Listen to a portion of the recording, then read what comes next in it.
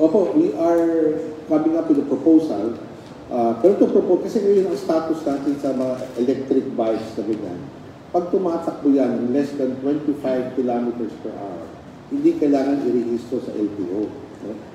Although we'd like to deviate from that thinking, and we're coming up with a proposal, hindi pa to tapos, no?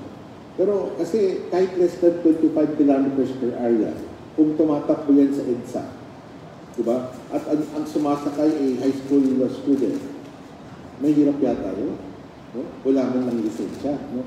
So we are coming up with a proposal that regardless of the speed of the vehicle, kailangan once you go to the public road, and that is supported, meron naman tayong batas na gano'n, kailangan rehistrado sa LTO.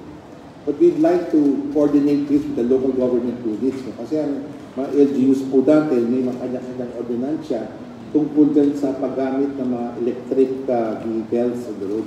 So we would like to synchronize with them. In fact, I've requested a meeting with MMDA para mapag-usapan na agad to, no? And promote road safety on the road.